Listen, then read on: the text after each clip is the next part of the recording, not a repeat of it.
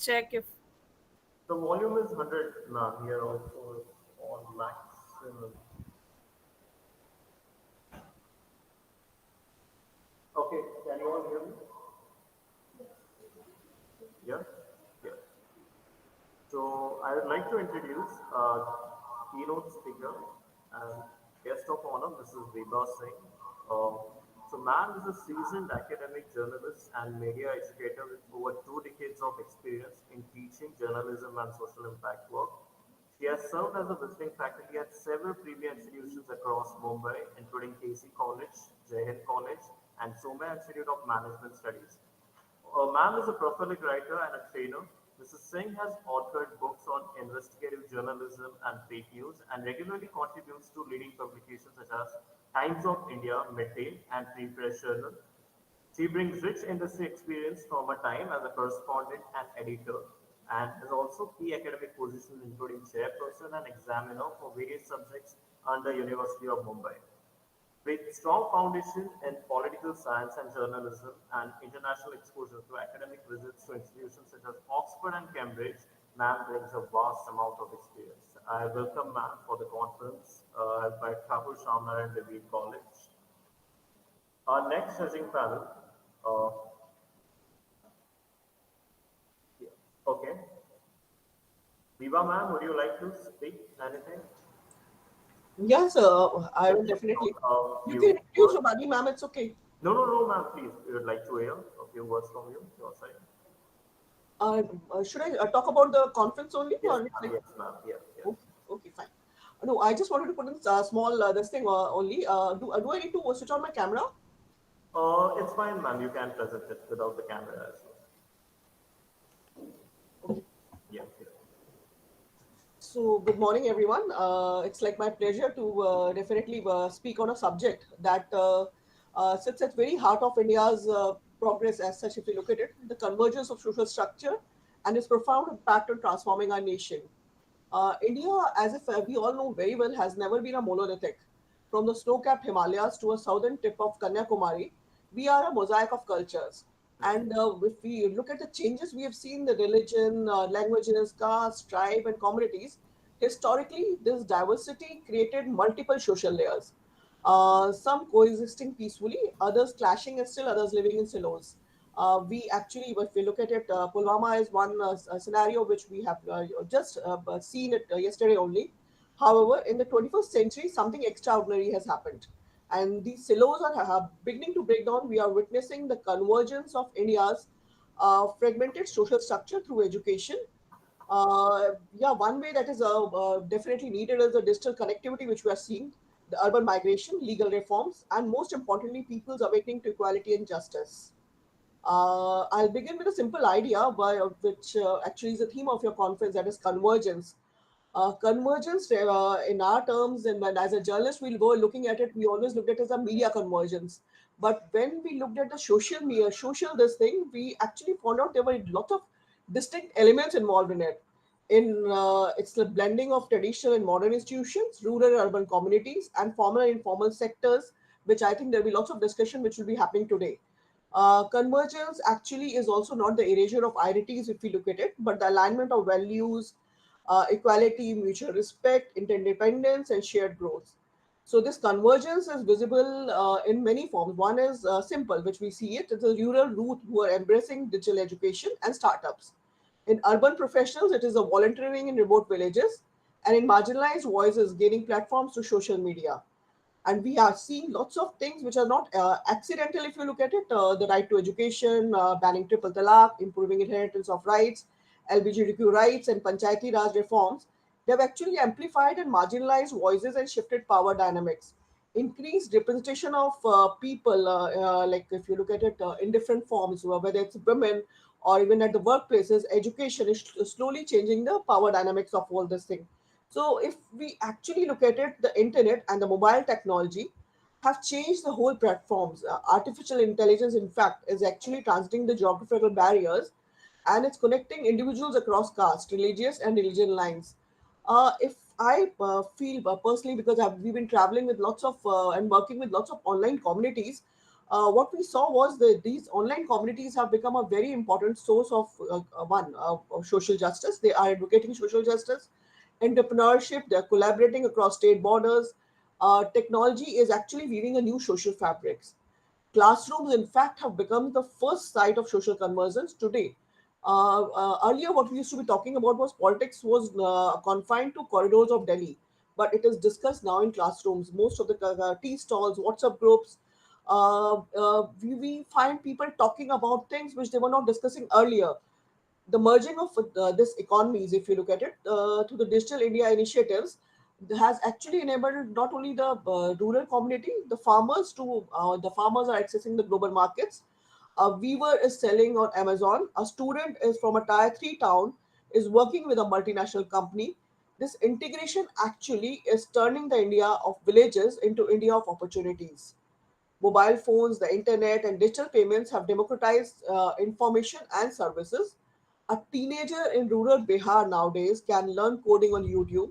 A homemaker in Kerala can run a micro business from her kitchen, and the barriers are fading, which we are gradually seeing it. So, from anti-caste protests to climate marches, India's youth, definitely the biggest here is they are increasingly organizing across lines of identity. These movements are actually rewriting the language of citizenship and accountability. So, platforms like this social media, which are giving voice to previously unheard communities, is something which is welcomed by everyone. So, convergence actually does not erase diversity, it actually celebrates it. From OTT platforms showcasing regional content to youth mixing classical music with hip hop, we are seeing a beautiful fusion of traditions and modernity, and which is actually happening in a major way. But the challenges we all need to acknowledge. One, because convergence also brings friction, and social media has bridged the divides, but it has also bred to very important thing which we are facing at present is the misinformation and the fake news. Urbanization has connected economies but strained our environment, which like we are facing every day. So what we need to do is basically there's something which is needed is what we need to do is invest in inclusive education, promote digital literacy, strengthen our democratic institutions, which is needed at present to maintain this convergence, and foster a culture of dialogue, which is needed for mutual respect to build the bridges which across all social divides. Which it is a material one, not exactly looking at one part or the other.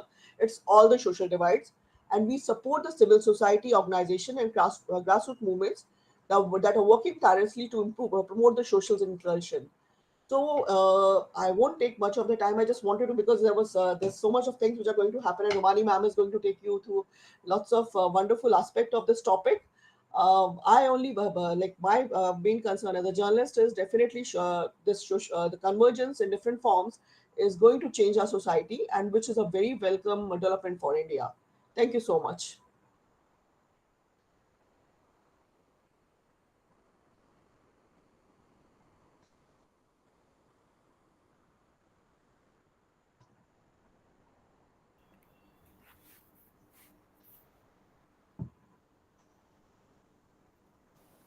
Thank you, ma'am, for your vast experience. I would like to welcome now Dr. Romani Sain Shivak, who is working as an assistant professor at KPB Hinduja College.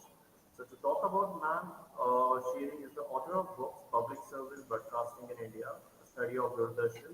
She is also a research guide for PhD in the subject Communication, Media, and Journalism at University of Mumbai. Her research interests include social media and disinformation, data privacy, and public service broadcasting. She has completed a master's from Tata Institute of Social Sciences, Mumbai, and earned a doctorate from Punjab University, Chandigarh. She has worked with National Institute of Urban Affairs, New Delhi, and Lumiere Business Solutions Private Limited, Mumbai. Dr. Umani Shitak was also awarded the Certificate of Excellence in Reviewing by the Asian Research Journal of Arts and Social Sciences and Shodhghosh Journal of Visual and Performing Arts in recognition of outstanding contribution to the quality of the journal. She has also reviewed a manuscript for the leading international publisher Routledge, Taylor, and Francis Brooke. We welcome you to Thakur Shamra and Devi College, man. We would like to hear a few words from you. Thank you so much, Vedant sir, and thank you to Thakur College for inviting me. And I apologize sincerely for the inconvenience caused, because I think I was about to say a lot of positive things about technology. And then I realized the flip side, that when you need technology the most, it can just give you that jittery feeling. So, first of all, I would like to congratulate Thakur College for organizing this conference on a very contemporary and at a very relevant time when we are talking about technology and transforming Bharat. As Vibha Madam also rightly mentioned, that technology is not only empowers the people living in cities or metropolitan cities, the biggest beneficiaries seem to be people living in small town India and rural India and Bharat, as we, sometimes we draw the distinction between India and the Bharat, the two different worlds that exist within the same nation. So we see a lot of opportunities in small town India, in rural India, and thanks to the fact that there is so much of investment in infrastructure and technology, that today people, even in some of the remote areas in the hinterland, are using this technology to sort of join the mainstream, or sort of enjoy the same benefits that somebody living in Mumbai or Delhi or Calcutta or Bangalore could enjoy, let's say 10 years ago, but somebody living in Patna, or somebody living in um, let's say Kanpur, or somebody living in Gwalior could not enjoy. So that's a huge thing. Secondly, we are also very fortunate, I believe, that we are living at a time when our nation is kind of, if we see in terms of space exploration, or in terms of scientific research, or nuclear energy, or even in terms of the cultural space. So our movies, our songs, our films, our documentaries are also receiving appreciation at the global level, which was long overdue, I feel. And so we are living at a very exciting time when India is not just a follower of what is happening globally. We are, be it even if we talk about technology, we have Indians who are leading some of the top tech companies in the world. And we know how many Indians and how Indian engineers have contributed so much to the development of all these new technologies that we use and we talk about very proudly. So, without taking further any more time, I would like to see the research paper presentations, and I wish all the participants the very best. And I look forward to the deliberation. Thank you.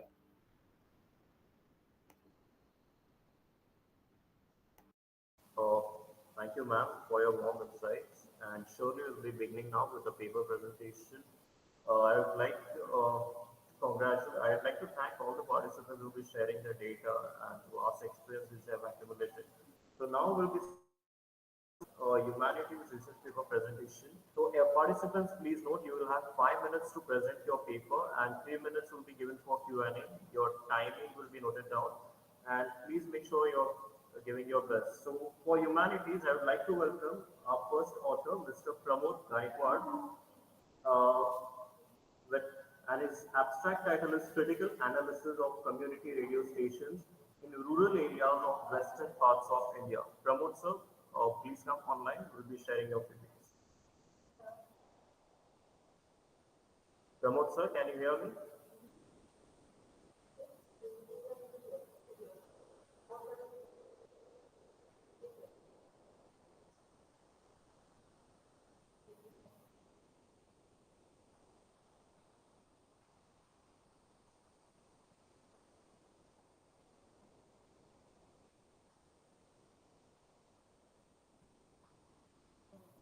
Pramod sir, you can begin.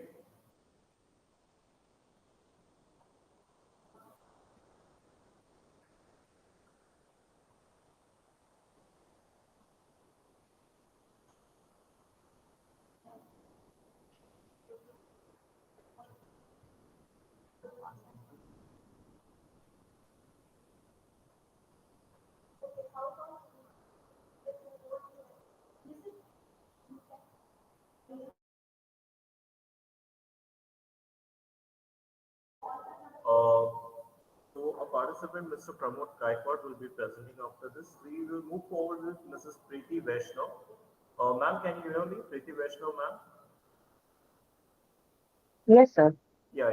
So you'll be going next. You will have 5 minutes to present your paper, and 3 minutes will be for Q&A. Are you ready? Yes, sir. Yeah.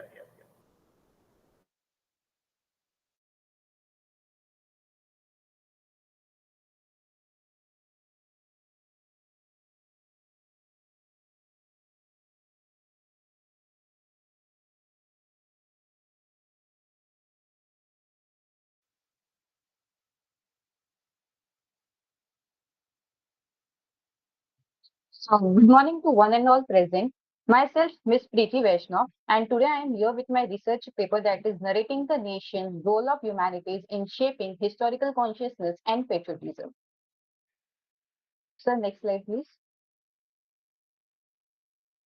So first of all, why it is important and why humanities matter now more than ever. So if we talk about humanities, so humanities is a subject which caters with the national landscape and also with the past, with the present, and how the future is being imagined by the people. When we study past, we realize that what we were and how we are in the present and how we can shape the future. So humanities is all about going beyond preserving the past, shaping how it is remembered and how it is interpreted. Nowadays, critical patriotism is more important than just blind nationalism. So, next slide, please.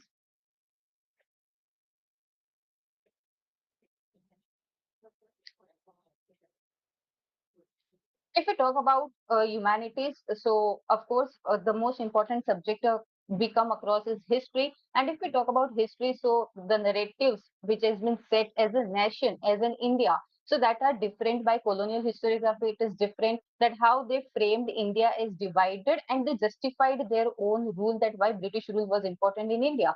And then comes counter narrative by Sir Ravindranath Tagore, Dr. B.R. Ambedkar, Bankim Chandra Chatterjee, and Romila Thapar.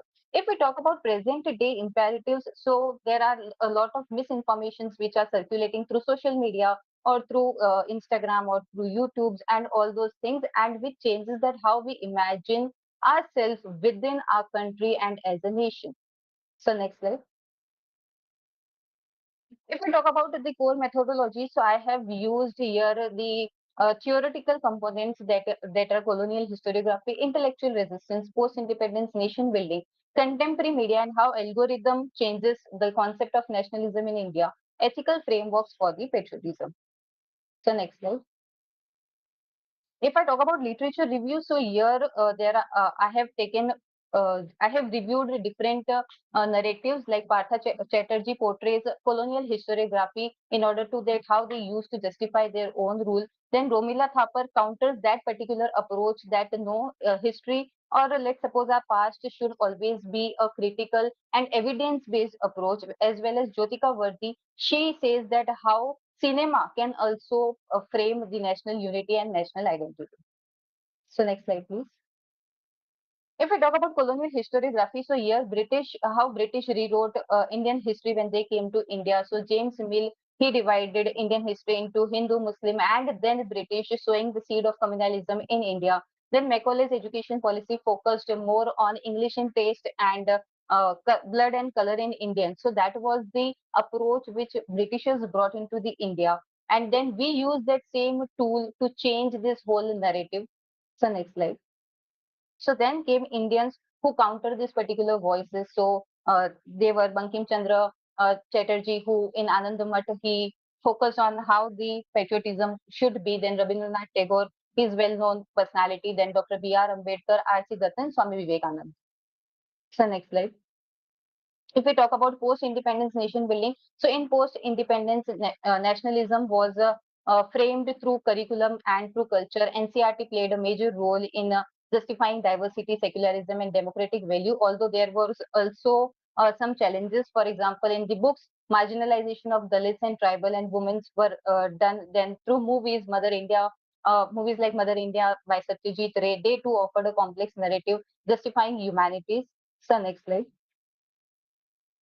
Then if we talk about the contemporary challenges, so as we all are aware that how social media, you just go through a particular reel and the same kind of reel you will be getting. So it shapes the ideology that how people perceive national concepts and how people circulates misinformation as well. So that is also a narrative that ideological distortion plays a major role in historical manipulations, and algorithmic nationalism is been approaching fast. So next slide. And if we talk about that, how we can reimagine patriotism. So yes, patriotism is not equal to jingoism. Jingoism is extreme form of nationalism where you will justify, like any ways you will justify your point of view and not considering the real constitutional values like justice, liberty, equality, and fraternity. So humanities can play a very important role by cultivating all these things. And as Tagore says, Yes. Last, finally, conclusion. Humanities are essential, and but unfortunately, it has been provided as a subject which is just an optional subject. So, according to me, humanities should always be an essential subject and not an Sorry optional to subject. Thank interrupt you you, so ma'am. much. The time is up. I would like to request Romani ma'am for Q&A. It's a 3 minutes duration. You can start, ma'am. Okay, would you want me to, I mean, after every session, you would want me to ask the questions or Yeah, towards yeah. the end? After every session, ma'am. We Okay, will. okay.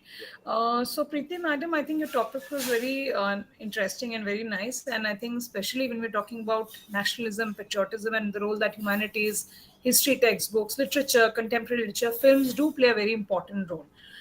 So I would want to ask you that what kind of a role do you think education policy plays? Because when we talk about the national education policy or the NCF before this, even education has its own politics and education policy. How do you think educational policy can influence these notions of patriotism, nationalism, and how do you think in modern age, in today's age, when there are competing narratives? So there is something I read in the textbook versus, let's say, something that I read a WhatsApp message on. So how do you think a student, how can we prepare our students for this, wherein there are these competitive narratives of what they read in their textbooks or what they read in the online world? So these two questions I have for you. Yes, ma'am. Actually, if we talk about education, so education do plays an important role. Like as we have seen that recently the syllabus, specifically if I talk about history, so the syllabus for the NCRT has been changed recently, and a lot of things are being omitted, and a lot of things are being added. As well as when it comes to the new education policy, I think this is a great initiative, the interdisciplinary method, where science and commerce students can take arts subject or arts and commerce students can take science subject. So here I think that yes, this initiative was great because I myself now when I'm teaching the students of science and commerce as an open elective subject, so they are very much interested and they are fascinated that yes, ancient India was like this or medieval India was like this. So I think that education can play a very important role. And my viewpoint in this particular thing is that yes, political narratives goes on changing, it will keep on changing, but what matters is that if we can instill in the students the love for this particular subject, history, literature, philosophy, so they themselves can read out and reach to the original sources and they can know better that what was the truth and what is a false narrative. And secondly, if we talk about social media, so social media, yes, no doubt, a lot of false information has been circulated. Yet again, so socially, I guess these things need to be controlled by the agencies, government agencies, that what narrative has been set. If we talk about the recent incident which has happened in Kashmir, so again there are a lot of false Sorry to narratives which are being interrupt you, targeted ma'am. in this The particular time thing. is up. The time is up. Yeah. Romani ma'am, Yes. we can take time. Yes. For marks, you can let us know so we can get the second candidate ready. Can we go forward with the next candidate? Yes, yes, yes, Okay, please. sure, sure. The next candidate is Mrs. Priti Vaishnav again and Mr. Krishna Kahar. The title of the abstract is Bite-Sized Culture, the Rise of Reels, Shorts, and Micro-Content in Shaping Indian Popular Consciousness. Are you ready, ma'am? Priti Vaishnav, ma'am, and Krishna Kahar, sir? Yes, sir, I will be presenting. I'm ready. Yeah, yeah.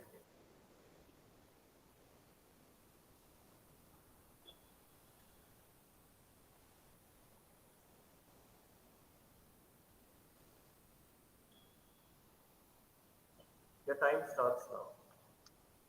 Good morning, one and all. Our research topic is bite-sized culture, the rise of real, short, and micro content in shaping India's popular consciousness. Okay, so our idea is to present how micro content is influencing the India's consciousness. Next slide, please, sir. Gone the times when we used to tell the story like once upon a time. Now it is the matter of 30-second video or 30-second reel shaping or influencing the content. So in this digital era, the cultural or media trend is shifting dynamically. Platform like Instagram and YouTube Short are the major trending hotspot for this. These videos aren't just random, they reflect what people see, heard, and remember. So our study is to examine how the micro content is shaping the changing media trends in digital Indian society. Next slide, please, sir.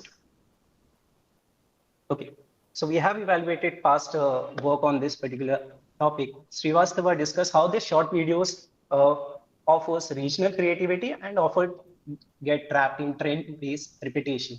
Mansal and Gupta showed in their work that videos are more fun. Also, it allows the young users to present their identity or relate with their identities. Kumar in 2019 has shown how smartphone content disrupt old media hierarchy, that is the visibility of new present to be available, to be the trending one. Okay, so these work shows how Indian users are responding to this new form of short micro content that has been served. Next slide, please. For formulating the same, we have certain objectives. So first is to analyze the pattern of short form content consumption, respective of demographic, to evaluate the impact of micro content with respect to cultural and identity expression, to examine how short form content influence the attention span. Next slide, please. So few hypotheses we have framed out. First is there any significant difference when we talk about occupation-wise short form content consumption? Second hypothesis, increased exposure to this form of content, will it impact our attention span? And third is, users are more likely to associate it with short form content due to personal and cultural identity. Next slide, please, sir. The research methodology that we have followed is research design is descriptive and analytical. Sampling technique is non-probability purpose sampling. Data collection tool, we have prepared a questionnaire, Google form, and circulated the same. Analysis technique is Google Sheets and Excel, and statistical tools we have used chi-square and Spearman rank. Next slide, please. So the key findings that we got is 78% of these micro content consumption has been done by the population ranging from 18 to 30. Next, out of this 78%, 64% are the real youth. You can say students and the teenagers are more influenced with this. Over 70%, and the next key finding where over 70% were using more than an hour these short form contents. Next slide, please. So users are assuming this short form content as more engaging than the longer one. Attention span concerns about there is moderate. Many respondents shows that these micro content provide creativity, personal storytelling, and they also somehow represent regional and vernacular cultural inclusivity. Next slide, please. So coming to our discussion, so there is a strong difference when the consumption point of view is done. Short form content reduces attention span, and content consumption arrives more driven by trends, emotions, and the personal choices. Next slide, please. Okay, concluding the same, bite-sized culture is changing how we tell the stories. Okay, these videos are engaging, trending, and this influence how the media and technology is taking to. Algorithms are suggesting the videos that we more often frequently likes as per our choices. So this drastically shifts what we are seeing through. If I raise you a question, how when you show an Instagram video, you might have seen an hour before or before this session. Okay, once we try to close the Instagram app, but again, after a few minutes, we again open that particular app. Okay, so that is the impact of the micro content that now has been served instead of long form content via the media. Okay, next slide. Thank you, and thank you for allowing me this presentation.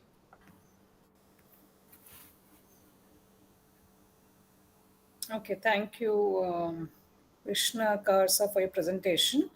Now, when you talk about bite-sized culture, and we all know that how popular these are, especially with our students, how do you think it is going to impact attention spans? And with that, how do you think educators need to change themselves? Because we are now interacting with a generation which may not even want to watch a 2-hour film. Let's say if you're talking about, let's say, a mass media program.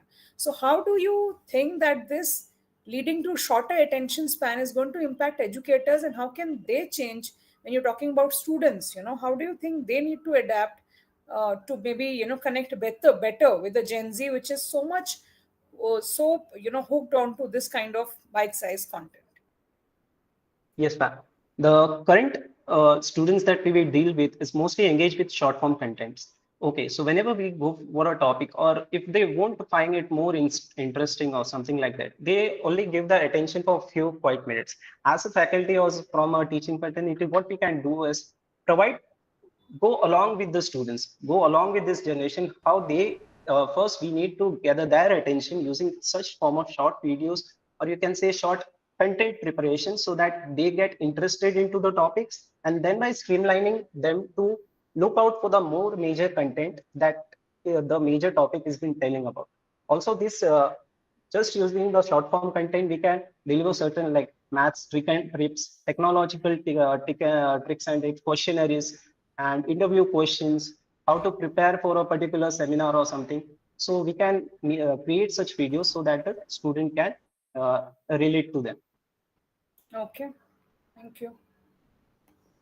Thank you, ma'am.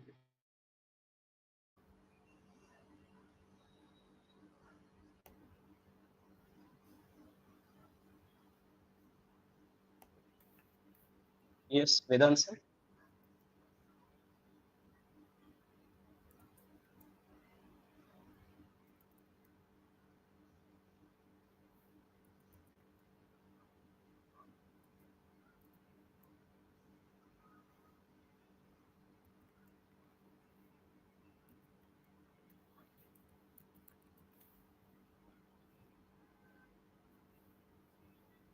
Yes, can we have the next presenter on board, please?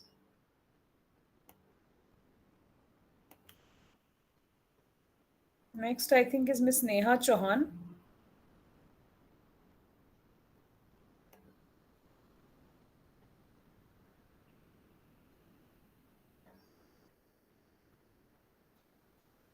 Hello. Yes, Vedant. Yeah.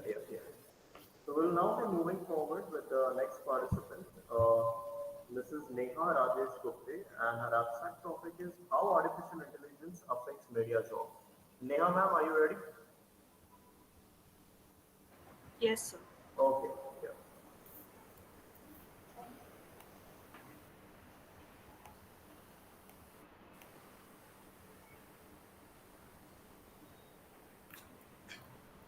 Your time starts now. Good morning, everyone. My name is Neha Gupte, and my topic is how AI affects media jobs. So, next slide. Okay, so as we know, the due to growing technology, media fields also keep changing, and with this change has brought up generative AI. It is a type of AI which generates content like text, images, audio, and data. On one hand, media and digital professionals depend on it help help them in their work, and on the other hand, it also has negative sides, which where a person can easily easily generate deep fakes and harmful content which can attack businesses and governments. Next slide. The creative industry or the media industry, it is one of the fastest growing sectors in the world. It generates about $2 trillion in the world economy and 50 million jobs. This industry comprises of advertising, cinema, videography, photography, music, performing arts, and everything. Next slide, please. So, creativity is a human trait, and AI obviously will have two sides, where it will have a positive side and a negative side. The positive side is that humans and AI will collaborate in the future and generate new and original content, which is far more inventive and interesting. And on the other hand, the negative side is that jobs that require heavy amounts of creative knowledge will be lost to AI shift, and AI will completely take over the workforce. Next slide, please. So let's take a look at the positive side of AI. Yeah. So the first positive side is automating tasks. So a few tasks that do not require a lot of work, like data entry, customer service, AI will take over it, and humans will be able to focus more on the tasks which require more work. Then upskilling. Uh, AI requires us to keep up to date, and it requires us to keep our skills up to date. So upskilling is one of the positive side of AI. Improving content creation. Humans and AI can collaborate and create improved content. And then job creation. AI, the even though it has replaced certain jobs, it will also create new jobs like AI content creators. For example, there are posts on social medias where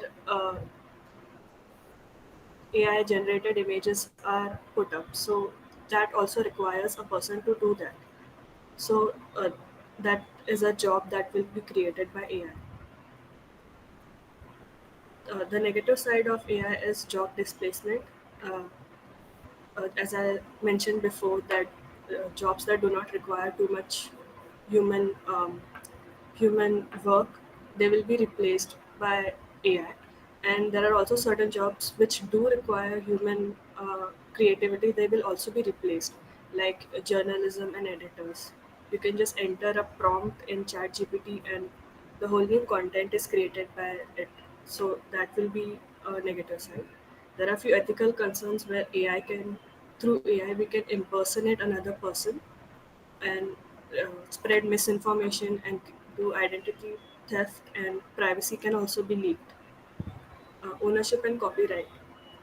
Due to the determining the ownership and copyright of any content that is generated by AI is difficult because it is almost similar to the original work. Next slide. So one of the recent cases in AI is Ghibli trend, where you can upload a photo of yours in ChatGPT and tell it to generate a Ghibli inspired image, which will give you a bit of a cartoonish image. So the Studio Ghibli is the type of anime, and the creator of Studio Ghibli uh, actually is against the use of AI in animation and creativity. And it has mentioned that it is an insult to life itself. So this is one of the cases where uh, AI, AI actually harms the jobs of content creators. Next slide, please. So uh, I had made a Google form and circulated it through to my peers, and I had asked a few questions. I asked few questions about generative AI, and most of them were aware about generative AI, and have also used Chat GPT in their works like uh, writing and video editing. And when I asked, "Do you think AI will ever rival human creativity?" most of them had said no. Uh, I'm sorry to interrupt you, ma'am. Time is up. I would request Somani, ma'am, to begin the Q&A session. Okay, Neha, one suggestion is I think you could have come to the method and your discussion first rather than telling us certain things which I believe are a little obvious. Now, when you're talking about AI and its role on media industry and jobs, so don't you think a lot of these jobs are actually going to become redundant if AI is actually used? Because when you're talking about the positive influence, if you look at something like content writing, now why do you need content writer? You will probably just have one person to just improvise the content generated by AI platforms. So, what kind of changes do you foresee in the media industry with the introduction of AI tools, be it video editing or be it content generation, etc.? uh, there are few things that humans will not be able to do perfectly. For example, if I frame a sentence and there must be a few grammatical errors, so I can just put them in the AI generated paraphraser, and AI will actually help me properly frame the sentence.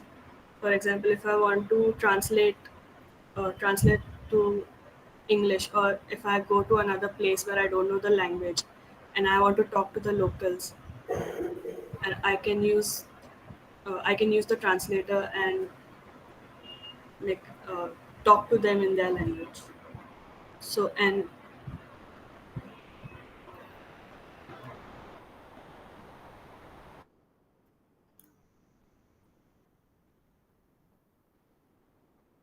I'm sorry, would you repeat your question once? Yeah, I said that what kind of impact do you see in the next few years on the media industry when it comes to AI? How, Yeah. what all roles are going to get completely redundant? So AI and humans can definitely collaborate in the future to create new content, new original content. When we mix human creativity and AI, the results will be out of this world. And because AI actually helps us to upgrade ourselves with changing time, with changing technology, uh, we have to upgrade ourselves. We have to keep upgrading ourselves, and with the help of AI, we will be able to do better. Okay. If I interrupt you, ma'am, the time is up. Yeah. Romani, ma'am, can you hear me? Yes, yes. Please, can we take the next presenter? Ma'am, there is a participant whose name is not there on the Excel. She will be presenting next. Her name is Okay. Manikalai Iyer. If you could please Can you unmute just your put it mic. in the chat box as well so that I spell it correctly? Yes, just a minute.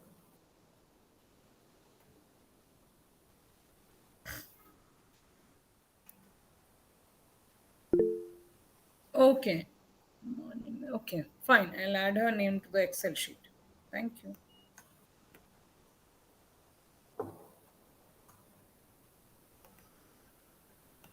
Yes, we can continue, Vedant. Yes, ma'am. Just a minute.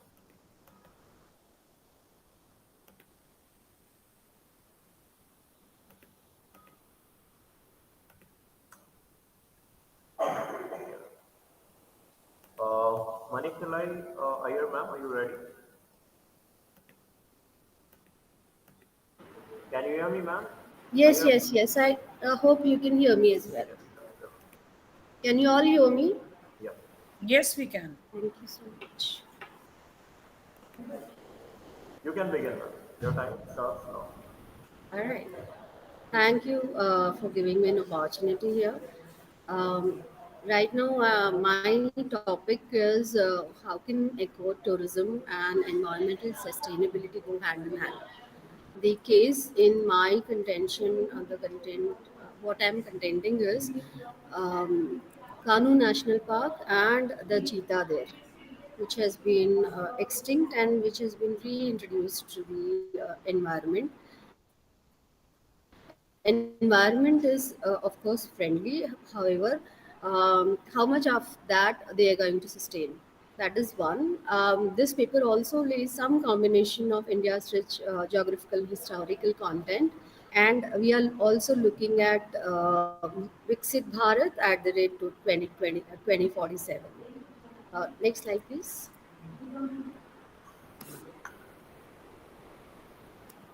Okay. Objectives of my study quite simple. We need to only educate ecotourism. There are a lot of tourism which happens in India. Obviously, the pilgrimage is the most popular ones. However, if we can do a much broader tourism, which is ecotourism, which will be environment sustainable. This will also give us an objective for fulfilling the SG, SGPs in the longer run. We have some challenges when we are applying ecotourism to our sustainability goals. Today, I'm only going to study a case study of Kanu National Park and the influence of the policies and regulations on such.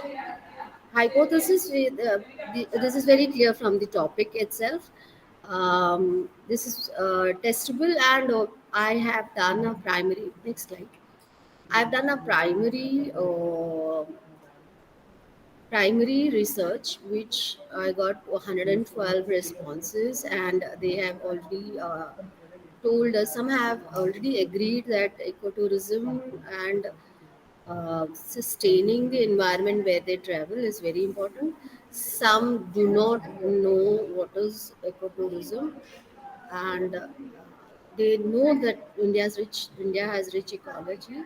However, they still have to catch up to ecotourism. Um, like I said, this is about cheetah's reintroduction project, which was done in the year 2017, promoting ecotourism with conservation infrastructure development in line with sustainability. This is Kulu National Park. It's like this. Okay, the questions when I asked about in this survey how much they know about ecotourism, or what kind of tourism they do once or twice a year is the majority answers out of 112. 3 plus is what they take if they want to. They consider ecotourism, as well as lastly, an insight of general interest in nature and potential for growth. They understand. Next, please. Okay. When asked about the awareness and purpose of travels, their general traveling sense of their general traveling, they are very highly aware of wildlife conservation, and they are mixed aware of ecotourism, and also they explore travel not for conservation focus. They only do holiday.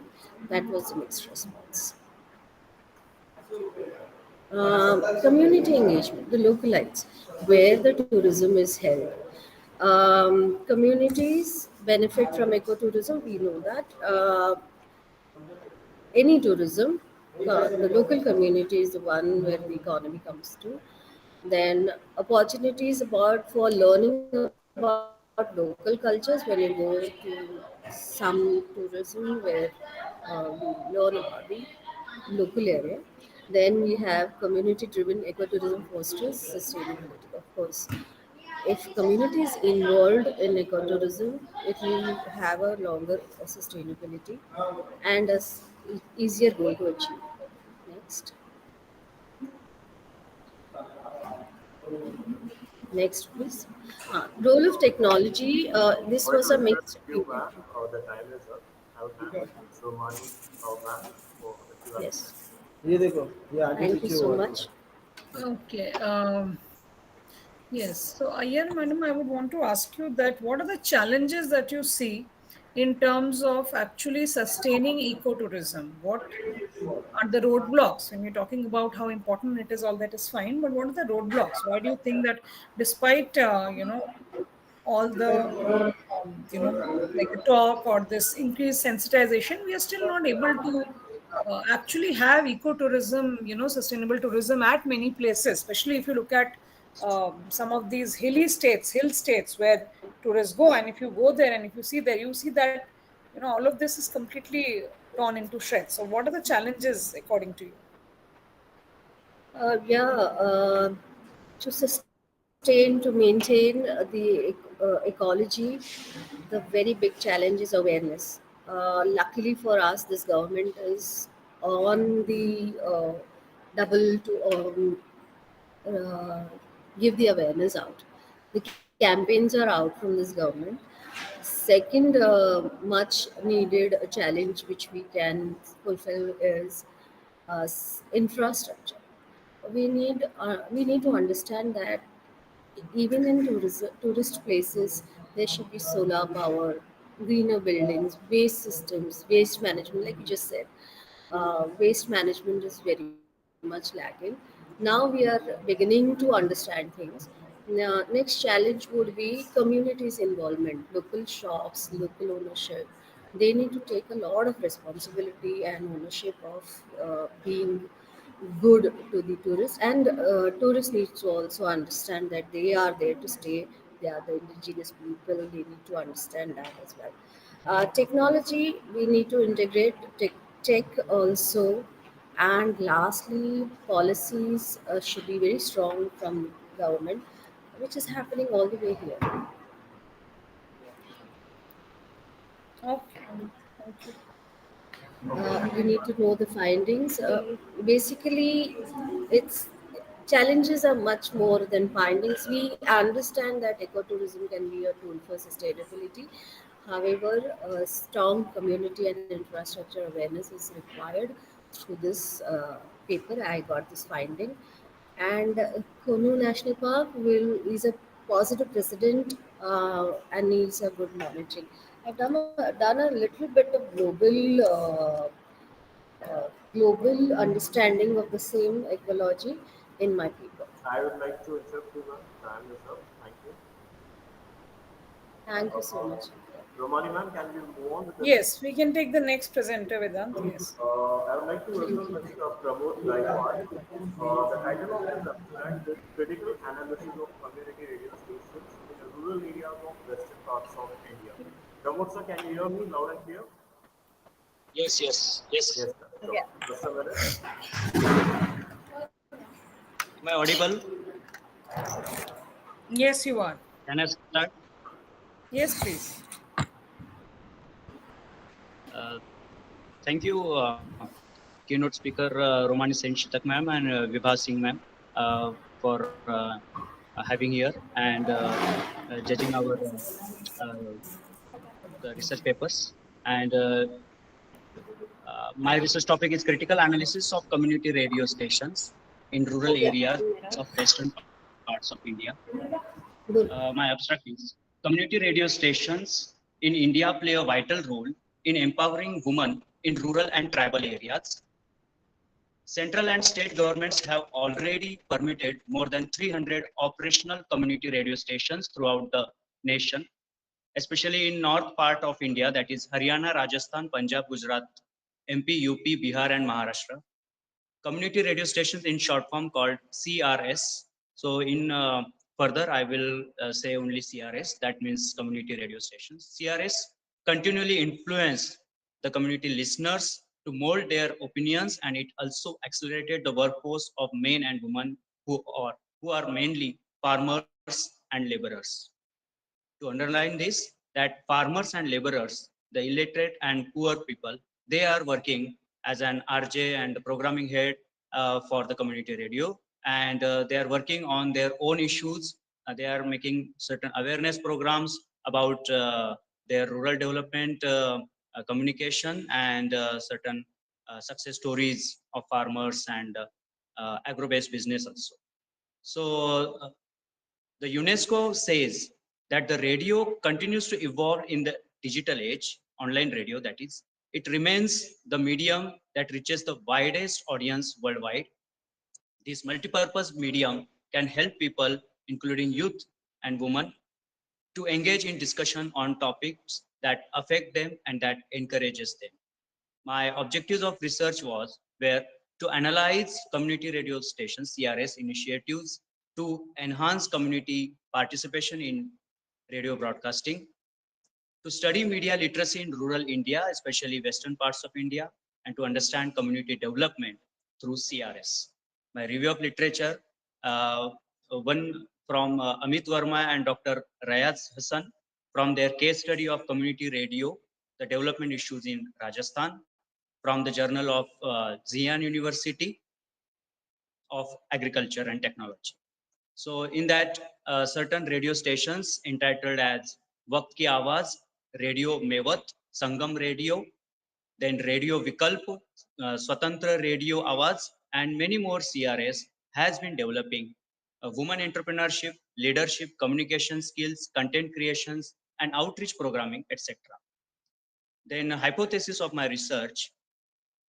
Next slide, please. After our objectives and review of literature. Next slide, please. Hypothesis. Hypothesis, credibility and reach of community radio stations are high in rural areas as compared to other media platforms. Vedant sir, next slide, please. Yes. Credibility and reach of community radio stations are high in rural areas as compared to other media platforms. And next hypothesis, women leadership and communication skills are influential and proactive in rural and urban areas, tribal areas. Then my research design, next slide please. The sample of my research were the owners and managers and radio jockeys and the program executives of certain CRS, then target audience, the listeners, then the financial supporters, the investors for CRS, and certain NGOs also who are promoting the CRS. Then in my research type was the observational, descriptive, and survey method, and the content analysis and interview based. And then again, the field work visits to certain community radio stations in Maharashtra, for example, in Nanded, Pune, Mumbai itself. There are certain university level and certain in remote areas. There are certain CRS where I visited. Then I have taken certain interviews of certain RJs and executive producers of that CRS, and I am quite surprised that the female farmers and the laborers, how they are trained and motivated to inculcate in certain radio communication for the better cause. Then my findings and observations are uh, certain prominent CRS who are doing well in their respective areas, like in Washim district in Vidarbha region, the Swatantra radio Awaz, and the Kisan Vani in the Vidisha district of Rajasthan, then Radio Jagrati in Girid district of Jharkhand, and Radio Mevat district of Haryana, and in Gujarat, the Radio Awaz in the Dahod district. So these radio stations are considered as the trendsetters, and in the digital age, here also, they are playing a very vital role in community participation and empowerment, especially for the rural and tribal development.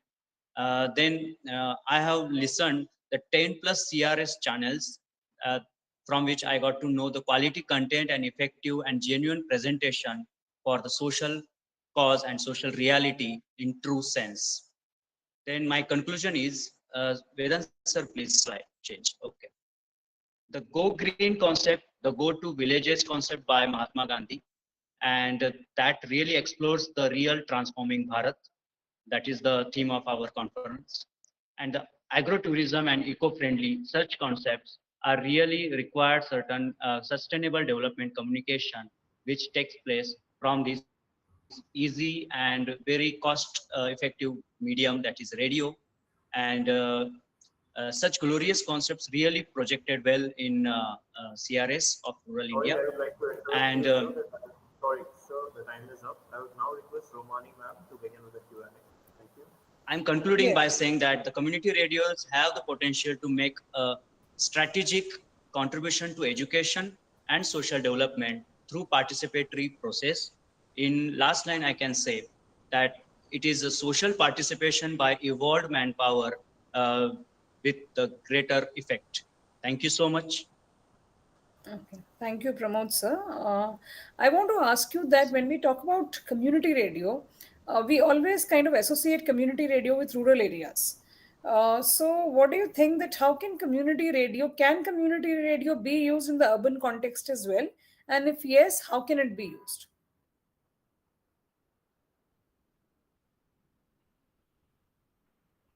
Like in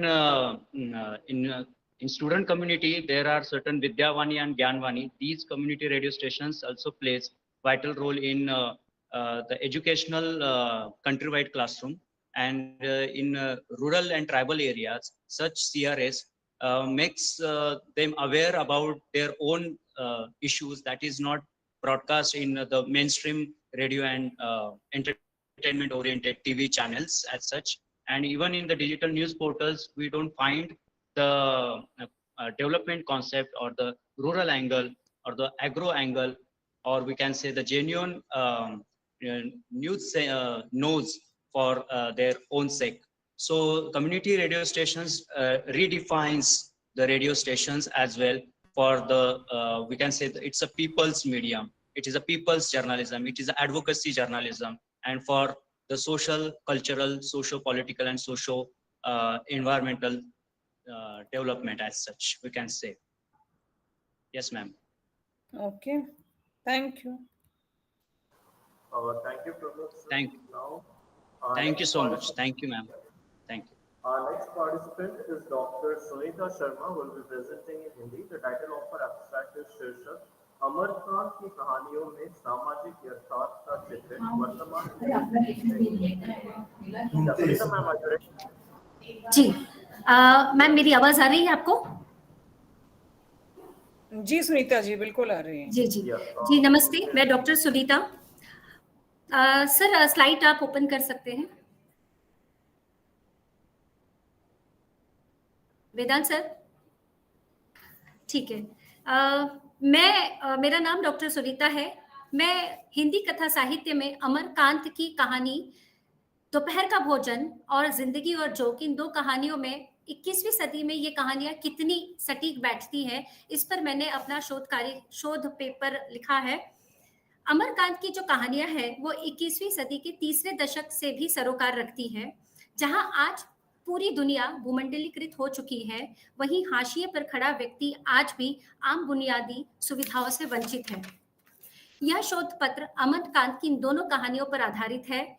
मैंने इस paper को बनाने के लिए द्वितीयक data, वर्णनात्मक और विश्लेषणात्मक पद्धति का उपयोग किया है, और इसे बनाने का जो मेरा उद्देश्य है वह यह है कि इसके माध्यम से मैं यह बताना चाहती हूँ कि हमारा समाज आज के समय में 21वीं सदी के तीसरे दशक में बहुत सारी जगहों पर डेवलपमेंट कर रहा है, लेकिन जो बुनियादी आवश्यकताएं हैं वह लोगों को अभी भी उन्हें अभी नहीं मिल रही है। वेदांत सर, आप स्लाइड ओपन कर सकते हैं? वेदांत सर,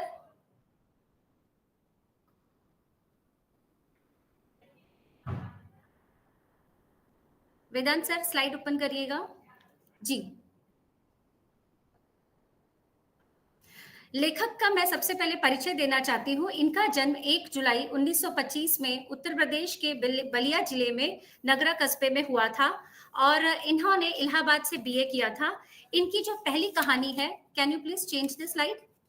हाँ, इन्होंने जो कहानियां लिखी है, इनके जो विषय वस्तु रहते हैं वो आम आदमी के संघर्ष, गरीबी, शोषण और सामाजिक विडंबना पर आधारित रहती है। इन्होंने सरल भाषा और प्रभावशाली तरीके से आंचलिक शैली का प्रयोग करते हुए कहानियां लिखी है। इन्हें साहित्य अकादमी का पुरस्कार 2007 में और भारतीय ज्ञानपीठ पुरस्कार 2009 में प्राप्त हुआ था। 17 फरवरी 2014 में इनका देहांत भी हो गया है। नेक्स्ट स्लाइड सर जी।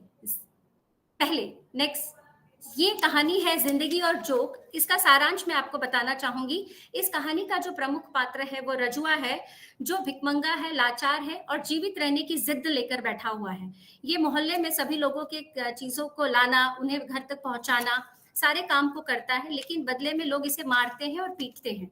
एक बार ऐसा वाकया हो जाता है कि इसके सिर पर से कौवा गुजर जाता है, और एक अंधविश्वास रहता है कि जिसके सर से कौवा गुजर जाता है वह मरने वाला होता है, और वह खबर लोगों तक पहुंचा देता है कि नहीं, मेरी मृत्यु नहीं हुई है, मैं जिंदा हूँ। लेखक को इस वाकये के बाद वो सोच में पड़ जाते हैं, क्या यह जिंदगी इसे चूस रही है, क्या ये जिंदगी के साथ जोक के समान चिपका हुआ है।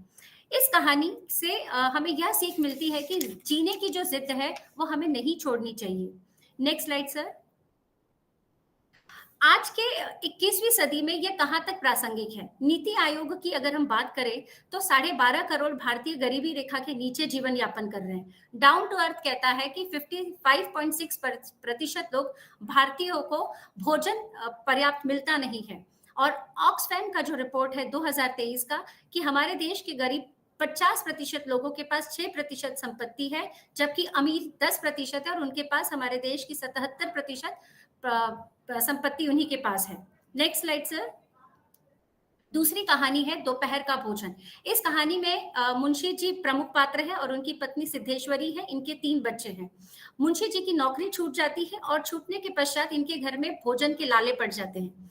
अब जो महिला है, सिद्धेश्वरी है, वह कम भोजन में भी इस प्रकार से वह एक्ट करती है कि लोगों को लगे, परिवार वालों को लगे कि घर में भोजन है, और घर वालों को भी पता है घर में भोजन नहीं है, और वे आधा पेट खाकर उठ जाते हैं। जो पत्नी है वह एक दूसरे से उनकी परिवार के लोगों की तारीफ करती है। तो ये कहानी का सारांश है। Next slide sir. आज के समय 21वीं सदी में कहां तक यह प्रासंगिक है? आज भी बेरोजगारी और आर्थिक असुरक्षा निम्न मध्यम वर्गीय परिवार की सच्चाई है। ग्लोबल हंगर इंडेक्स की बात माने तो 127 देशों में 105वां हमारा देश है, और 127.3% प्रतिशत लोग हमारे देश में आज भी भूखे रहते हैं। भारत में बेरोजगारी की जो समस्या है वो 1955 में भी थी और आज भी हमारे देश में यह समस्या जिंदा है। Next slide sir.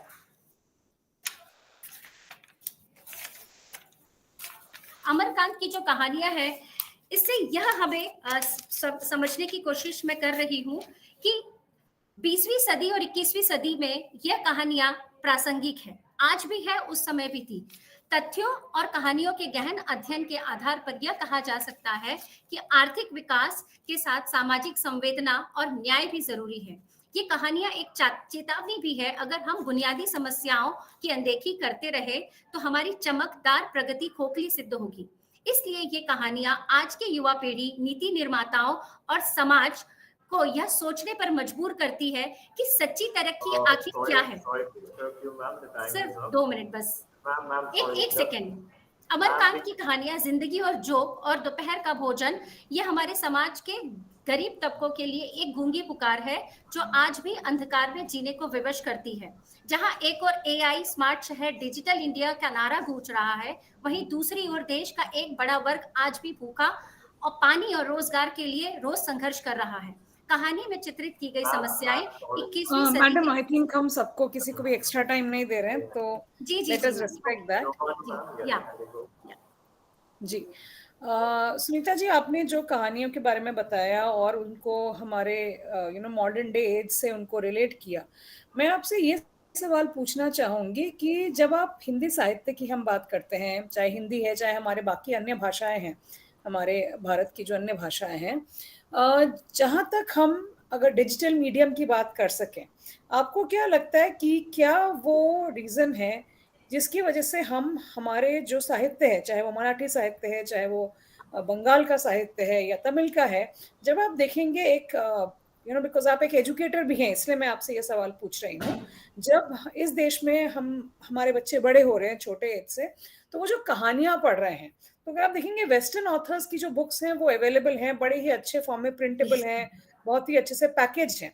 तो नॉर्मली जब एक छोटा बच्चा बड़ा हो रहा है तो वो उन कहानियों को तो पढ़ के बड़ा हो रहा है, बट ये कहानियां, और इन कहानियों में देश की कहानियां हैं, इन कहानियों में देश के गरीब की, देश के जो ऐसे एरियाज हैं जो बहुत विकसित नहीं है या जो मार्जिनलाइज्ड लोग हैं, उनकी कहानियां भी हैं। तो क्या आपको लगता है कि आप लोगों को जो हिंदी साहित्यिक फील्ड से हैं या हिंदी एकेडमिया में हैं, उनको क्या एफर्ट करना पड़ेगा कि ये जो हमारे देश की कहानियां हैं, जो देश के कस्बों की, छोटे शहरों की कहानियां को लाती है, गांव के कहानियों को लाती है, इनको आप कैसे इस नए माध्यम के थ्रू आने वाली पीढ़ियों तक पहुंचा सकते हैं? आपको क्या लगता है, क्या एफर्ट एकेडमिशियंस को क्या करना पड़ेगा इसके? जी, आपका प्रश्न बड़ा वर्तमान समय के परिप्रेक्ष्य पे ये प्रश्न पूछा गया मैम, थैंक यू। ये हमारे देश की विडंबना है कि आज हम साहित्य पढ़ना नहीं चाहते। आज का जो हमारा समय है वह या तो देखना चाहता है या तो सुनना चाहता है, पढ़ना नहीं चाहता है। तो एजुकेशन सिस्टम में मुझे ऐसा लगता है कि जहां हम टेक्नोलॉजी पढ़ा रहे हैं, साथ में हमें साहित्य भी पढ़ाना चाहिए, क्योंकि साहित्य ही एक ऐसा जरिया है जो हमारे पूरे समाज को जोड़ता है, हमारे समाज का आईना है। हमें भी पता रहना चाहिए ना कि हमारे पिछले समय में लोगों ने कैसी जिंदगी जी है, या हमारे स्वतंत्रता सेनानियों ने कैसे जिंदगी जी है, उन्होंने कैसे लड़ाई की, कैसे हमारे समाज को आजाद किया है। और आजादी जो शब्द है वो किसी एक से नहीं हासिल होती, वो अपनी अपनी आजादी सभी को हासिल करनी। और यहाँ पर अगर हम साहित्य की बात करते हैं तो हर एक साहित्य का यह जन्मसिद्ध अधिकार है कि वह इस विषय को लेकर गंभीर तरीके से इसके बारे में सोचे। और हम आज प्रेमचंद को नहीं पढ़ना चाहते, हम निराला को नहीं पढ़ना चाहते हैं। मुझे ऐसा लगता है कि हर एक फील्ड में एटलीस्ट कहानियां लेखन और कविताओं के लेखन का कार्य बच्चों को देना चाहिए, बड़ों को देना चाहिए। और जो परिवार है, जब वो एक साथ बैठे तो उन्हें टास्क रखना चाहिए कि आज हम किसी एक कहानी को पढ़ेंगे और अपने परिवार में उसके बारे में बात करेंगे। और आज मेरा एक सुझाव है, मैं बीच में आपको इंटरप्ट कर रही हूँ, बट मेरा सुझाव ये है कि देखिए, मैं मीडिया पढ़ाती हूँ, तो मुझे ये लगता है कि जो भी हम चीज से हम कोई चीज इम्पोज नहीं कर सकते हैं किसी पे, हमें ऑडियंस के हिसाब से चलना पड़ेगा। चाहे ऑडियंस वो आपका स्टूडेंट हो क्लासरूम में, चाहे ऑडियंस सिनेमा थिएटर में हो। अगर आप देखिए आज की डेट में साउथ की फिल्में क्यों इतना बढ़िया प्रदर्शन कर रही हैं, वो इसलिए प्रदर्शन कर रही हैं, वो किसी को इम्पोज नहीं कर रही है कि तुम आओ और जाके पुष्पा 2 देखो या फिर तुम बाहुबली देखो, बिकॉज उस कंटेंट में दम है। तो आई थिंक कहीं ना कहीं जब हम इन चीजों के बारे में बात कर रहे हैं, तो मेरा ऐसा मानना है कि चीजों को कंपलसरी बनाने से स्टूडेंट्स में उनके बारे में कोई इंटरेस्ट नहीं आएगा। तो अगर वो पढ़ना नहीं चाह रहे हैं, जैसे आप देखिए कि अगर यूट्यूब ऐसे माध्यम के थ्रू अगर वो वीडियो फॉर्म में कन्वर्ट किया जाए, तो मुझे लगता है रिजल्ट्स बेटर होंगे एज कंपेयर टू कि हम किसी चीज को कंपलसरी बना दें कि आपको पढ़ना ही होगा। जो भी चीज कंपल्शन से आती है वो वैसे ही बच्चे पढ़ना नहीं चाहते हैं। So thank you so much. जी जी जी, बहुत बहुत शुक्रिया आपका। धन्यवाद। Okay, thank you, ma'am. Thank you for the insight. Our next participant is Dr. Srimati Asha Gireshi. Her abstract is सामाजिक संरचना का समागम और भारत के विकास में उसकी भूमिका. I will now request Asha ji to take over.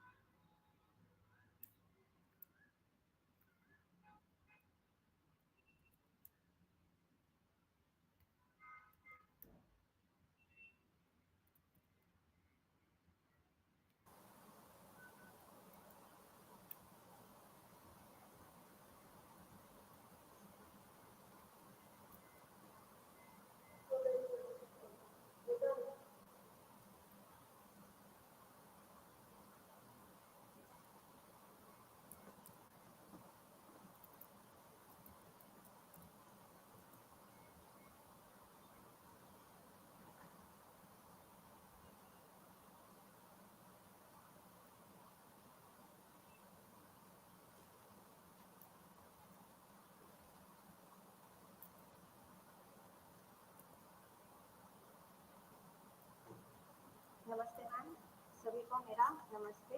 मैं श्रीमती आशा देवी ठाकुर श्यामनारायण डिग्री कॉलेज से हिंदी विभाग की अतिथि व्याख्याता हूँ।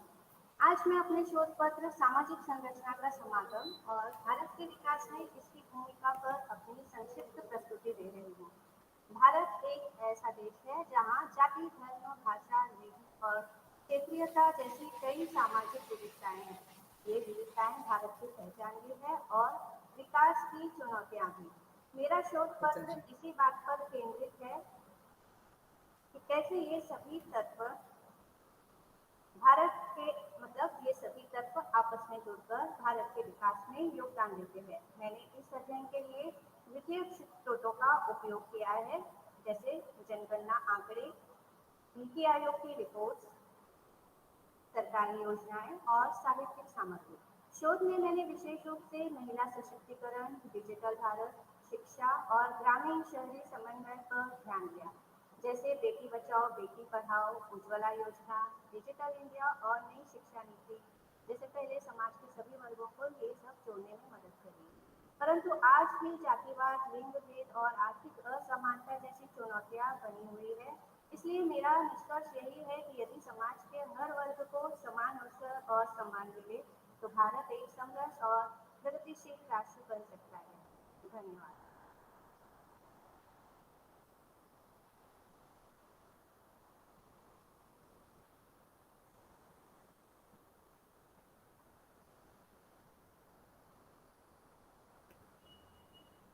हेलो। हाँ मैम। हाँ जी, आपका हो गया प्रेजेंटेशन? Yes ma'am. ओके, बीच में आपकी थोड़ी आवाज नहीं आ रही थी। अगर आप 1 मिनट लेके थोड़ा जो अपना प्रेजेंटेशन का सार या मेन पॉइंट बता सके, because in between I could not here you. Okay okay, ठीक है। ये जो मेरा शोध पत्र है, ये सामाजिक संरचना का समागम और भारत के विकास में इसकी भूमिका, मतलब convergence of social structures and its role in transforming India, इस पर आधारित है। मेरा शोध पत्र इसी बात पर केंद्रित है कि कैसे ये सभी तत्व आपस में जुड़कर भारत के विकास में योगदान करते हैं। जैसे कि हमारा देश विभिन्नता से भरा हुआ है, यहाँ पे काफ़ी सारी विविधताएं हैं। तो इस अध्ययन में मैंने वित्तीय स्रोत, मतलब जनगणना आंकड़े, नीति आयोग रिपोर्ट्स, सरकारी योजनाएं, ये सभी से सामग्री हासिल की है। शोध में मैंने विशेष रूप से महिला सशक्तिकरण, डिजिटल भारत, शिक्षा और ग्रामीण शहरी समन्वय पर ध्यान दिया, जैसे बेटी बचाओ बेटी पढ़ाओ, उज्ज्वला योजना, डिजिटल इंडिया और नई शिक्षा नीति जैसे पहले समाज के सभी वर्गों को जोड़ने में जो तरीका मैंने उन्हें सभी को ध्यान में रखा। परंतु आज भी जातिवाद, लिंग भेद और आर्थिक असमानता जैसी चुनौतियां बनी हुई हैं। इसलिए मेरा निष्कर्ष यही है कि यदि समाज के हर वर्ग को समान अवसर और सम्मान मिले तो भारत एक समृद्ध और प्रगतिशील राष्ट्र बन सकता है। Thank you ma'am. जी, आपसे भी मैं थोड़ा मिलता जुलता सवाल पूछना चाहूंगी, बट मैं थोड़ा नेशनल एजुकेशन पॉलिसी के संदर्भ में ये सवाल पूछना चाहूंगी। अभी जो नेशनल एजुकेशन पॉलिसी के तहत, अगर आपने आई थिंक देखा ही होगा कि कॉलेज लेवल पे भी हम अपने लैंग्वेजेस को पढ़ा रहे हैं और स्टूडेंट्स को कई बार चैलेंजेस आ रहा है, और कई जगह एक लैंग्वेज की अपनी पॉलिटिक्स है, चलिए मैं उसमें नहीं जाना चाहती हूँ। बट आपको क्या लगता है कि अगर हमें लैंग्वेज को, हमारे देश के जो रीजनल भाषाएं हैं, इनको पॉपुलराइज कराना है कॉलेज स्टूडेंट्स के लेवल पे, या ये कोशिश करनी है कि ये भाषाएं हमारे स्टूडेंट्स जो है अपने काम में, चाहे मीडिया प्रोडक्शन है, इन सब में यूज करें, तो किस तरह से इसको प्रमोट किया जा सकता है? मैम पहले तो मैं ये कहना चाहती हूँ कि ये जो हमारी जो भाषाएं हैं, रीजनल भाषाओं को महत्व नहीं दिया जा रहा है, तो इसे कंपलसरी करना जरूरी है हर लेवल पर। मतलब आप डिग्री लेवल पर पहुँच गए तो आपको हिंदी पढ़ना जरूरी नहीं है, ऐसा नहीं है। आपको पढ़ना जरूरी है, तभी सभी बच्चे इसे इस पर मतलब इस भाषा को अनिवार्य समझेंगे और इसे अपने बच्चों को, जहाँ मैं पढ़ाती हूँ तो बच्चे ये कहते कि अभी हिंदी क्यों है, तो हिंदी क्यों है ऐसा नहीं होना चाहिए। हिंदी तो पूरे भारत में कही जाती है, तो इसके लिए हिंदी या फिर क्षेत्रीय भाषाएं भी अपने अपने क्षेत्रों में इसको अनिवार्य करना चाहिए, तो तभी जाकर इसका विकास होगा। ठीक है, ओके, धन्यवाद।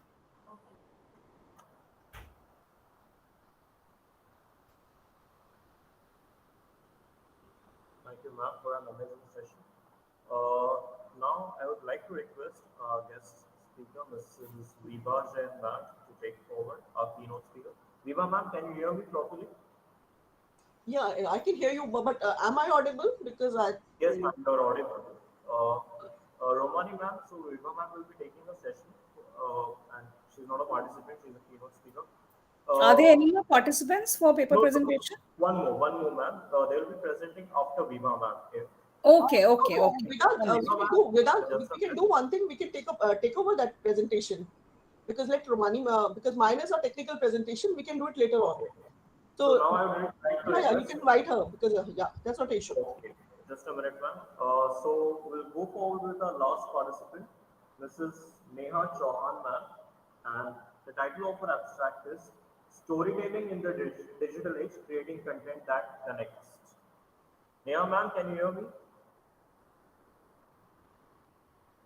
Okay. Just give us 2 minutes, ma'am. The participant is Sure, joining. It's comfortable. Yeah, yeah. sure, no problem.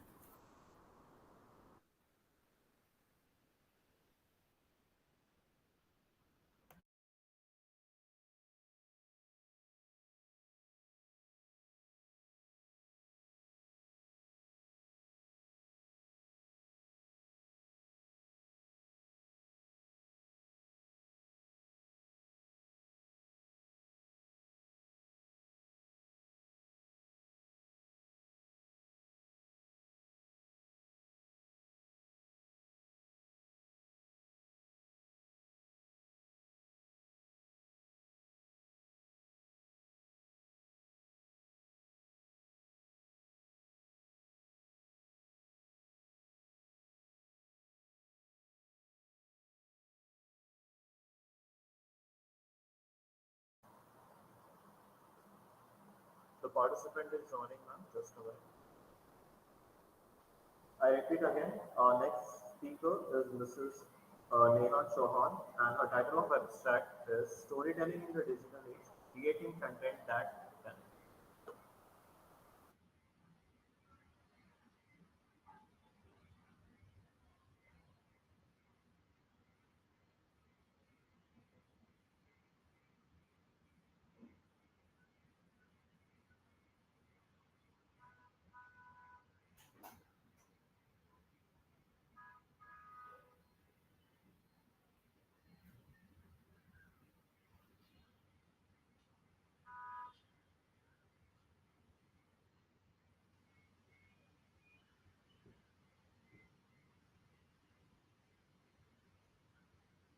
Neha ma'am, can you hear me? Yes. Okay, ma'am. So your time starts now. You'll be presenting your presentation. Okay. Are you Good ready? afternoon. Yeah. Yeah. Yeah. So can you just zoom in a bit? Yeah. Is it visible? Okay, fine. Not an Yeah. issue. Good afternoon, everyone. So my topic for the research is study on storytelling in digital age, creating content that connects. So my introduction is in today's fast-paced digital world, storytelling has evolved into dynamic multimedia experiences due to so much of technology we have. We can use pictures, we can use graphics, infographics, music, everything. So it has become very easy for the content creators, for the people to tell story in today's world. Like for example, right now we are issues such as the terrorist attack that is going on, and due to that reason, if it is digital, because of the digitalization, we usually tend to get more we feel more connected because we read, we see the pictures, we see the videos, we see we have this emotional connection that is possible now due to digitalization. So that is a small brief about my topic. The keywords are digital storytelling, engaging content, audience connection, multimedia narratives, content strategy.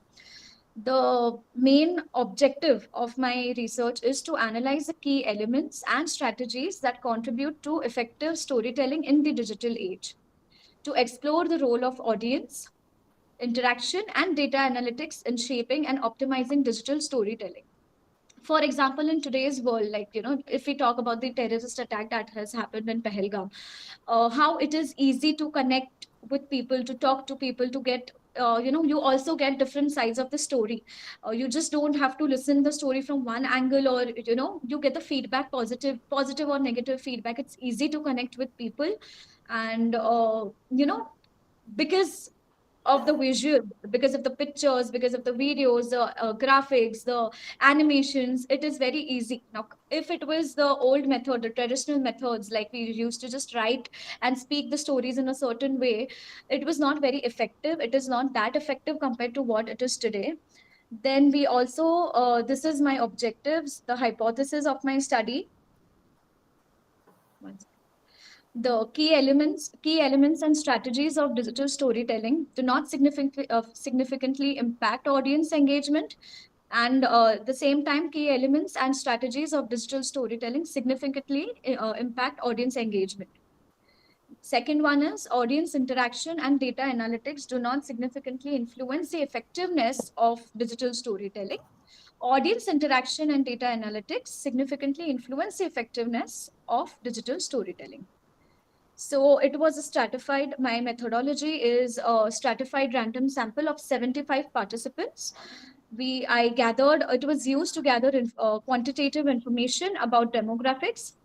Around 25 participants were interviewed in semi-structured interviews that yielded qualitative insights. Descriptive statistics, correlation, quantitative regression, and qualitative thematic analysis were all used in the analysis. Questions for the interview, such as what type of digital content do you find most engaging? So people usually, now when we make content, or when we watch content on any YouTube channel or Instagram, Facebook, we don't like videos that are longer than 1 to 2 minutes. So people used when I questioned people and interviewed them, they chose the short videos that is most engaging. Infographics and even the podcast are more engaging in today's world. So if we have a video which is more than longer than usually 1 or 2 minutes, the audience tends to get distracted from the topic. So that was a conclusion from this particular question. Then what makes a digital story most appealing to you? So it is the emotional connection. As I mentioned, now when we talk about this Pahalgam terrorist attack. So people are more connected. They can feel the, pain, the how bigger the issue is due to the emotional connection that is added to the story. Every story has a different connection, and that's why people have chose the, that emotional connection and visual quality is the most important in digital storytelling. Then how often do you engage with storytelling content on social media?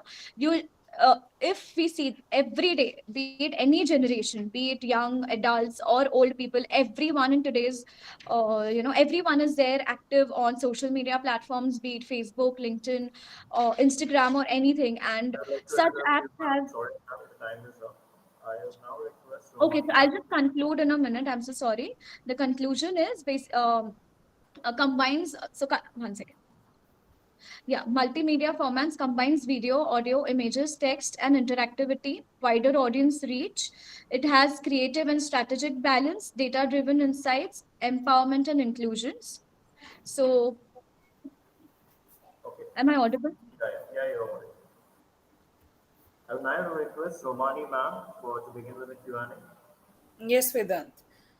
So Neha, when you're talking about creating content that connects with the audience, especially when you're talking about conflicts or what has happened in Pahalgam. Now, I personally feel that a lot of this connect that we are talking about is actually very superficial.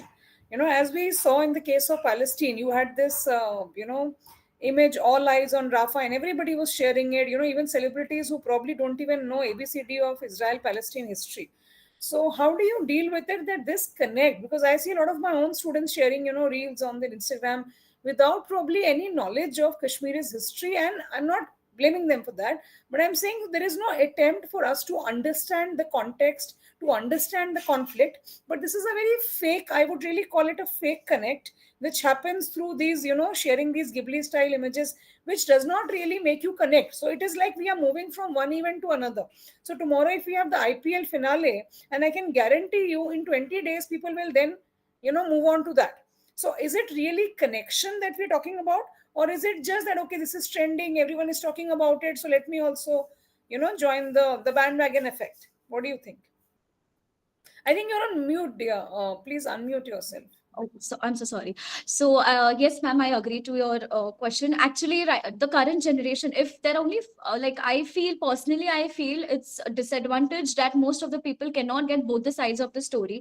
Also, most of the people, especially the current Gen Z or the current generation people, they are not aware about the topic. They don't tend to do the research. They don't ask, or they don't even feel what is the exact. They don't even take a more initiative in knowing the exact story. So they just tend to post the stories because it is trending, or because they don't want to feel left out कि अच्छा मैंने post नहीं किया है, so maybe I will feel left out. So after, like, while I was doing this research, that was also a part that I noticed, that most of the people are not even aware about what is happening. They are just posting it because it is cool, or they want to be a part of the social media platform, saying that they are aware about what the current things that is going on. So digital storytelling has this negative, I can say it's like a disadvantage of the digitalization, that mostly, also that one side of story is told. Like, they don't know the entire story. Like, if I'm sharing my own personal story, if I say that, suppose there is something wrong has happened with me, and if I accuse a man that, okay, I have been physically abused by somebody, so nobody will tend to know that what is the second side of the story from the man's perspective, or what is going to happen. People will just start reposting it, create hashtags, and just support you, or either demotivate you and just degrade you for certain things. So that is the negative limitations to the digital storytelling, is what I feel. Okay, thank you. Okay, thank you, ma'am. So Thank you. now Thank we you are so done much. with the presentations of Humanities Department. Now I would like to request Viva Jain ma'am to take over as a keynote speaker for the event. Can you hear me, Viva ma'am? Yeah, I can hear you very well. Sure. Just a minute.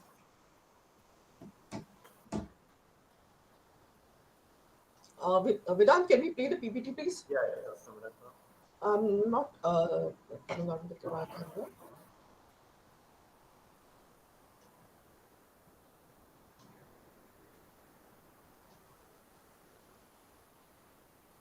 So the topic I'm going to speak upon is like something related to what I think it related to the Neha's research work as such, but not majorly into that part, but definitely some part of it, because in media we are working a lot upon it, and at present what we are doing is a lot of research on artificial intelligence. So when we talk about digital storytelling, we talk about advertising, we talk about public relations, all are being impacted by it. And in major way, if you look at it, artificial intelligence has made a huge impact in the media industry, which Rumani ma'am definitely said a very right thing, that how do we correlate to so many things, because there's so much happening in the world.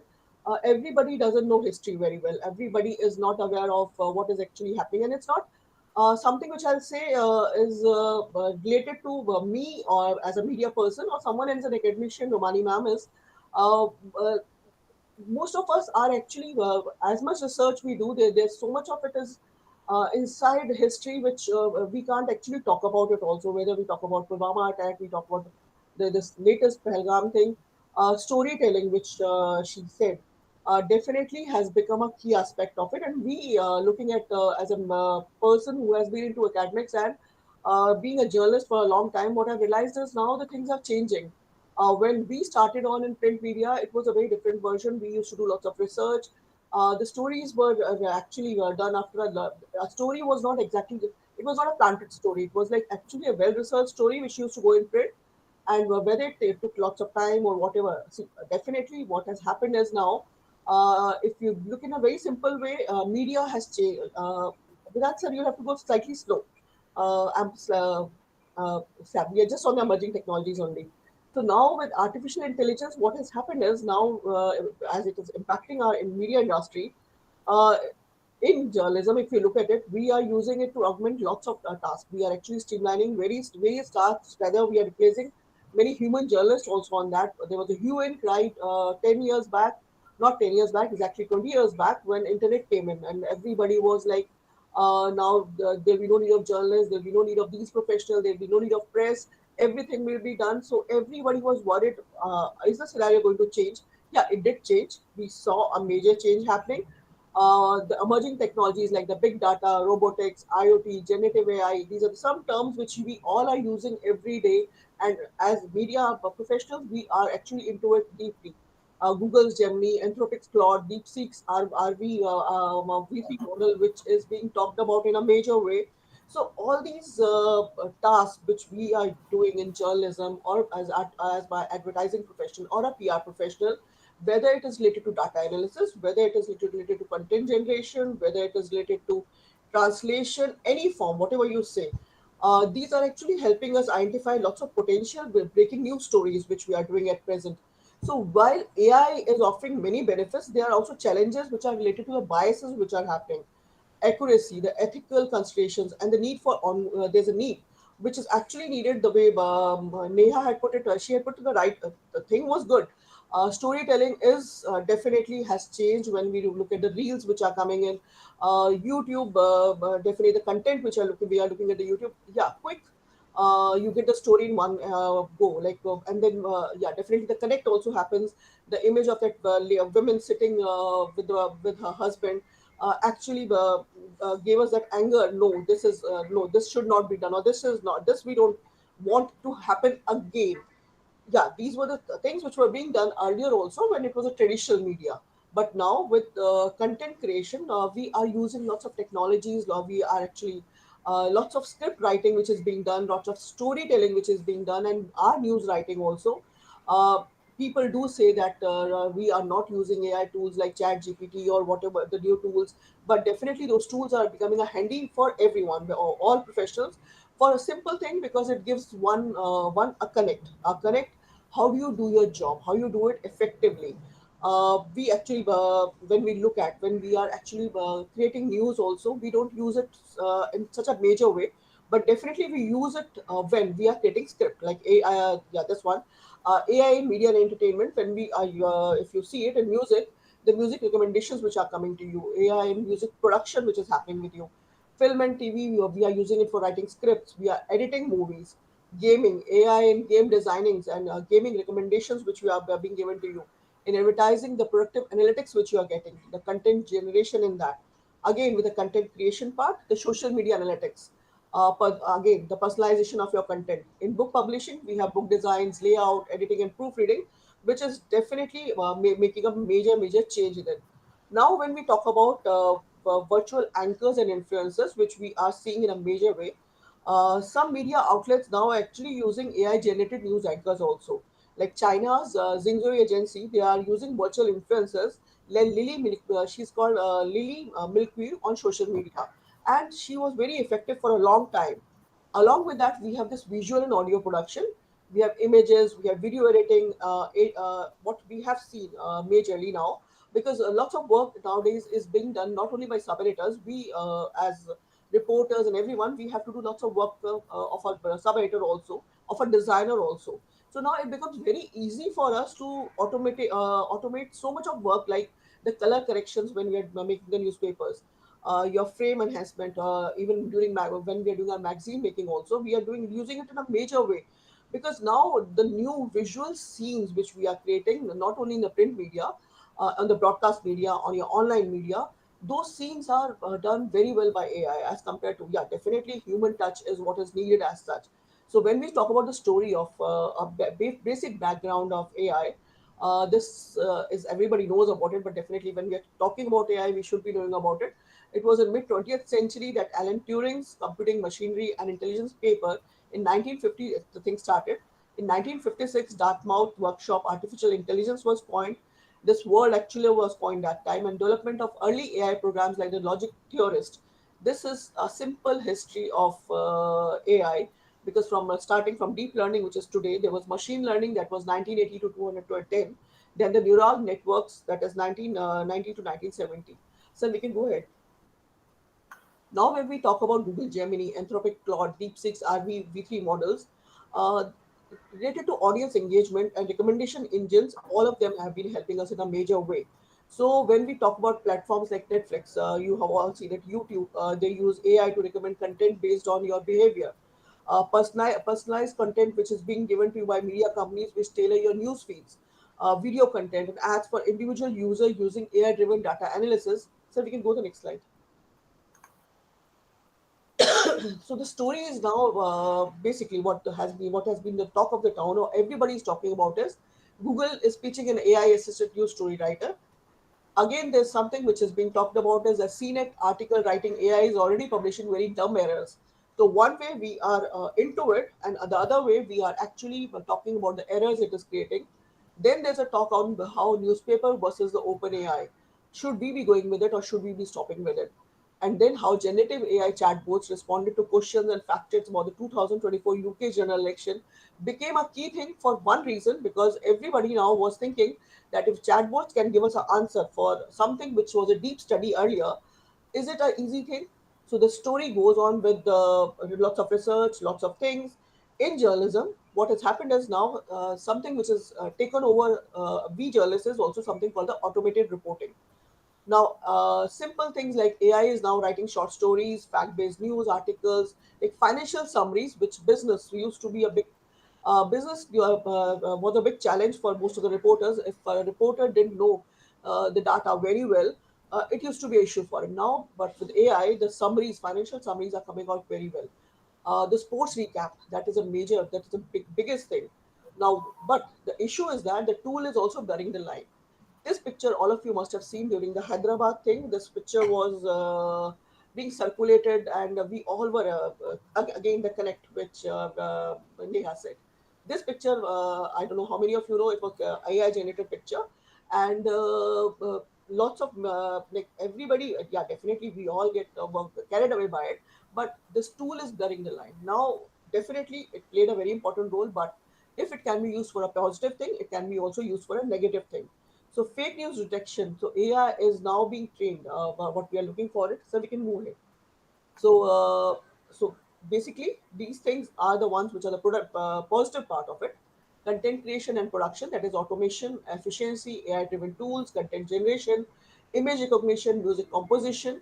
Because music composition, because the kind of videos now we are making, even for the news part also, there's lots of music which we are using just to attract the audience, because that what we have seen in news also is people are uh, not very that kind of a dry news which we used to say, actually used to call it a dry news or black and white news. People are not very comfortable with it. To engage the audience, we definitely need this music, which is AI is giving us a very interactive media, which was only a preview which we were using in video games. So video games definitely, because it was an immersive experience for everyone. So now AI is also used in journalism for that purpose, immersive experience. So data analysis and reporting, AI algorithms are now processing large data sets, doing a like very effective job for all of us. Then what they're doing is social media. AI is actually doing the social media monitoring for us. Uh, but if I need one story, I'm doing a story on a specific topic. What AI does is it analyzes the social media data for me.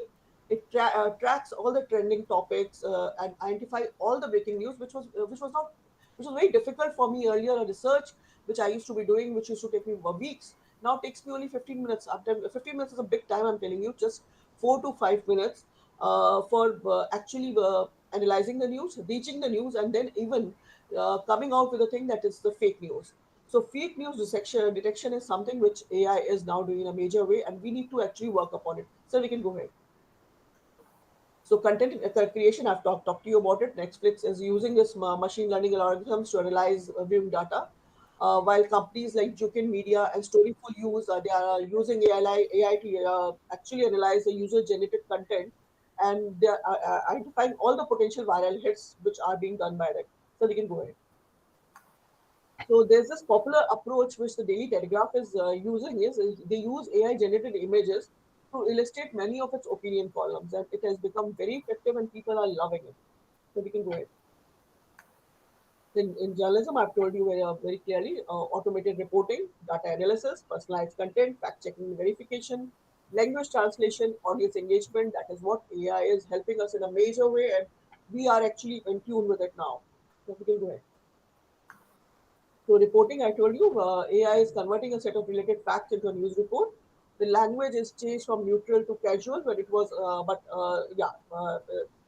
it also is identifying what kind of a report are you writing. So if you are looking for a neutral kind of a report, which we say is the five W's and one H, it was actually giving us that kind of a report. And if we're looking for a very casual or a feature kind of a report, or we were asking it to create a blog in the second person, that was also something which the reporters found it very efficient enough in a way. They were the human approach which was there was, but the structuring was dramatically different. The structuring was not the one which a human would have done it. So a blogger would have like a blogger would have written about the event, giving you the details of the event or something like that. But AI was not able to spot the facts, how well those facts were arranged, whatever it was there. This is how where we found out that the human mind works. Because when Rumani ma'am asked a very simple question, how and that moment Neha gave a very good answer, and she said, "Yeah, I do agree. Gen Z is not doing lots of research." So exactly that is what Gen Z is. Gen Z is actually relying on the AI data so much that they don't do their own research and then actually believe whatever is coming in front of them. So we can go ahead. So data storing and visualization, definitely. Tools like Tableau, we are using in a major way. They are a complex AI, and they give you all the complex data. They give you all the visual narratives which you are looking for, and they actually help the decision maker about the data, what actually it means. I was doing a story on the simple women and basically with the scheme, the government schemes, how are they helpful to them? And the I just took up the data of Maharashtra, and it would have been very difficult for me to get the data from somewhere else. But thing is, but when I did with the AI, that simple data became more simpler, because then I could contact the local people, to tehsildars and all those people who could give me the right information. But AI gave me a model that okay, this is what is happening now. That became a very easy thing for me to do my story further. So we can go ahead. So generative AI is already being used in journalism. This photograph, if you could see, this was an event. Uh, Here the image is like, where do we need to focus? So we actually edit them and optimize them and add keywords to each one of them, that this is what we are focusing on. This is not what we are looking at. Many times when you watch, when we you look at the pictures, you are not able to identify what is the storyteller trying to tell you, or the news person trying to tell you. But now with AI, we are actually optimizing, or we are putting those keywords exactly there so that the person knows, yeah, we are talking about this particular thing. The generative AI is now we are using it majorly in journalism. So we can go ahead. Then there's something called AI codes. These AI codes actually empower all the media professionals to we use AI for the good thing. So whatever immersive digital environment which I told you is the blurring of the line between fact and fiction is dying now. So what we are trying to do by AI codes is to actually show you what is fact and what is fiction. And European journalists are actually they are using this technology to strengthen the citizen trust in their work, they have really been successful in this. So we can go ahead. So how can AI be beneficial is AI tools can help determine what is most important in a document, but journalists still need to verify it. And it's the same with the advertising professionals. It is the same with the PR professionals. Whether you're creating something from the AI, you need to check it again and again because it's not highly possible there would be errors in it, which a human mind could only rectify. So there are some new websites which use AI to recommend articles to readers based on their interest, and AI also is helping people improve the online experience and suggest ways to make stories more popular. And that we have seen the stories which uh, I think the session which happened before me was very relevant for me to give you examples. Yeah, definitely. After if there's a new event after 20 days, people do forget that what happened, and that is exactly. But this way, sometimes what happens is event of importance can be brought again in a back again in minds of people, not making just a history of it. So we can go further. So we can go.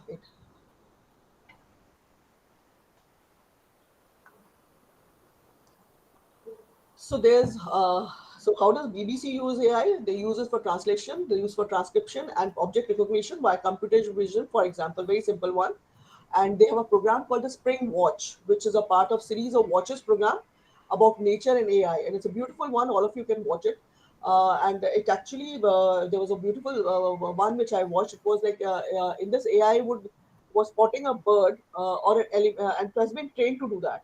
So it would say what happens is now there's an hour of footage which when we do editing we have to go ahead with the whole looking at where the duck is. In this AI actually helps in a major way because it identifies the duck immediately where it is. So we can go ahead. In print media, Italian newspaper first published the world's first AI generated edition. This is an AI generated edition. No human was involved in this, and it really became a big success there. So we can go ahead. And on the editing front, if you look at it, this is an AI animated historical image which people were very comfortable with and they liked it because this enlivened the whole idea, hope, achieve, and attracted the viewers' interest and engagement in it. So we can go ahead. So in 2023, a well-known, but the issues which I told you, what are the challenges of AI in journalism are bias, which is a very important one. AI algorithms definitely are very biased, and if they are trained on biased data, they will lead to an inaccurate or unfair reporting only. And accuracy, AI-generated content may not always be accurate or reliable. That is very true, and ethical considerations are seriously taken in. So, for example, if you see lots of videos of a celebrity or politician, they are saying something they never actually said. Deep fakes, which has been a issue for a long time. So, what is required is training and education, whether it's a journalist, whether it's an advertising professional, or it's any professional related to media industry. They should be trained on how to use AI tools effectively and ethically, and there should be a transparency about the use of AI in media, so audience can also actually understand how advertisements, news is being generated and distributed. Thank you so much for being listeners, good listeners. I think it was something I could add on to the whole conference. Thank you, ma'am, for such an amazing session. Definitely a lot to learn about artificial intelligence even right now. Now we start with English department. We have one participant left, Dr. Nelson Daniel. Nelson, sir, can you hear me? Dr. Nelson, am I audible? Yeah, I'm here. I'm here. Yeah. So we'll begin Just give with me the a moment. presentation. Romani, ma'am, can you hear me? Yes, Vedant, I can hear you. Yeah. So we have Dr. Nelson Daniel will be presenting the title of abstract Role of Social Work in Empowering Grassroots Communication, a case study of Adivasi villages in Raigad district. Sure. Just a minute. May I start, sir? Yes, please. Yeah, the PPT you are presenting, right? Or yeah, yeah. Good morning, good afternoon to everyone. I'll be doing a paper on the role of social work in empowering grassroots communication, a case study of Adivasi villages in Raigad district. This research paper is based on my social work and my work in the field of the Raigad district in 8 years, from 2017 to 2025, and this is the ninth year where I'm working for these tribals of Raigad district. Go to the next slide. So this case study explores how social work enhances grassroots communication among Adivasi communities in Raigad, Maharashtra, marginalized by mainstream media and system exclusion. These communities benefit from participatory communication led by social workers. Initiatives like community meetings, school projects, not only fosters awareness but empower Adivasis. Using qualitative methods like field visits, interviews, and focus groups, the study underscores how culturally sensitive communication creates social cohesion. Next slide. The keywords, the objectives, the keywords to my presentation are grassroots communication, empowerment, social work, Adivasi, inclusive development, culturally sensitivity, and capacity building. Next slide. The objective of my research is to explore the role of social work in facilitating grassroots communication in Adivasi villages of Raigad district, to identify culturally relevant communication methods used by social workers to engage tribal communities, to assess the impact of participatory communication on awareness, empowerment, and community participation, to examine the challenges and barriers faced, and to see how inclusive communication models have helped in tribal development and sustainable development. Next slide. The first case study I want to take, I have taken three case studies. The first case study is a school that we constructed in an Adivasi village called Karampeli Wadi, Pentaruga, Raigad district. Now, rebuilding of this school, reconstruction of this school has addressed critical gaps in the infrastructure and information access for Adivasi communities. The initiative led by our college has created child-friendly classrooms, interactive learning spaces, and these schools serves as a trusted center for health updates, government schemes like Ayushman Bharat, and civic engagement. So through this school reconstruction project, we've been able to reach out to the grassroots level, okay, and do grassroots communication and reach out to the Adivasi villages of Raigad district. Next slide. The next thing, the background photographs are the real photographs of the projects that we have done. Livelihood generation through Mogra plantation. In one of the Adivasi villages called Karampalli, we created a Mogra plantation for the Adivasis in a 3-acre land, and through the local self groups, women's involvement and training in organic farming, harvesting and financial literacy was shared in these Adivasi villages, and livelihood was given. Okay, they were able to empower themselves through this project. The next slide. We also created a cultural festival called Utsaha, okay, wherein the Adivasi communities come to our college once in a year, and we give a platform in our college campus for the Adivasi community to perform folk songs, dances, and stories, sharing themes of environment, identity, and displacement. The event enabled tribal youth and elders to communicate their realities and aspirations beyond formal settings. Next slide. The next campaign, the next case study is a campaign that we conducted, a one student, one book campaign where we reached out to 154 Adivasi villages, distributing stationery items, distributing every requirement that the children need to study in those villages. Next slide. The conclusion to my research is the case study of the Adivasi villages in Raigad district. We have covered almost 154, nearly 200 Adivasi villages. It is a live case study. It is a field work. The initiatives that we have taken, like Utsaha, One Student, One Book campaign, the Mogra plantation, the school reconstruction projects, all of this have really helped play transformative roles as facilitators, listeners, and trust builders, helping bridge gaps in access, awareness, and expression. Grassroots communication goes beyond information, it's about recognition, dignity, and agency. These models demonstrate that empathetic, participatory social work can empower marginalized communities to shape their own futures. Next slide. Thank you so much, everyone, for your patient listening. Thank you, sir, Thank you, Daniel, sir. for such an amazing session. I will now Yes. request Romani ma'am to begin the Q&A. Yeah. My question is, what role do you see for research? See, when we're talking about, you very well highlighted the kind of impact that these initiatives are having for the community. Now, what role do you see for research? Because when we're trying to understand the community and we're trying to understand, we're trying to bring some transformative change in their life without interfering or without kind of subordinating their core identity. So what role do you see for research in terms of understanding their problems, their life from their perspective? What do you feel, and what is the scope for communication scholars here? Okay, ma'am, as I focus on the word grassroots communication, two areas that we are focusing as a college is education and employment.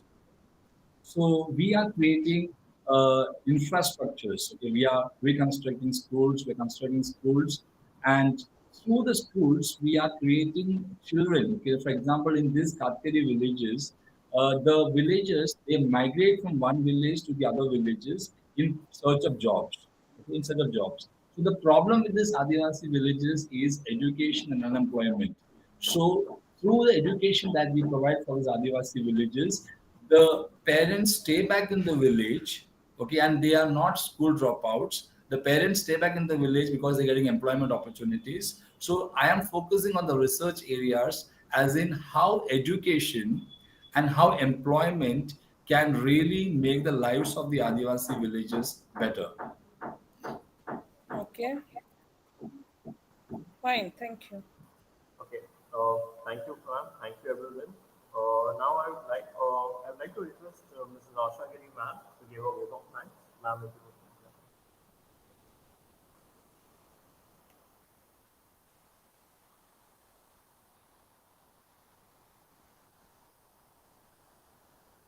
Hello everyone, नमस्ते सभी को। आज के इस राष्ट्रीय conference के सत्र के सफल संचालन के उपरांत मैं आयोजकों की ओर से सभी का हार्दिक धन्यवाद प्रकट करती हूँ। सबसे पहले मैं हमारे मुख्य अतिथि विभा सिंह मैम और जज रोमानी सेन मैम का और विशेषज्ञ वक्ताओं का हृदय से आभार व्यक्त करती हूँ, जिन्होंने अपने अनुभव और विचारों से इस सत्र को अत्यंत समृद्ध बनाया। मैं उन सभी शोध प्रस्तुतकर्ताओं का भी धन्यवाद करती हूँ, जिन्होंने इस मंच के माध्यम से अपने शोध कार्य साझा किए और ज्ञान का विस्तार किया। इस आयोजन की तकनीकी रूप से सुलभ और सफल बनाने के लिए मैं हमारे तकनीकी टीम का और YouTube लाइव प्रसारण से जुड़े सभी सहयोगियों को भी विशेष धन्यवाद देती हूँ। साथ ही मैं आयोजन समिति और सभी सहयोगी संस्थाओं को भी धन्यवाद देती हूँ, जिनके सहयोग से यह सत्र संभव हो सका।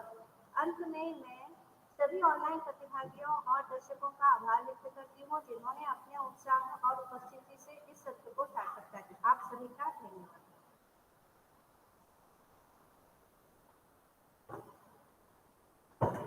Thank you, ma'am, for this session. Now, if you could please mail me the judging sheet on my mail ID. Any queries, ma'am?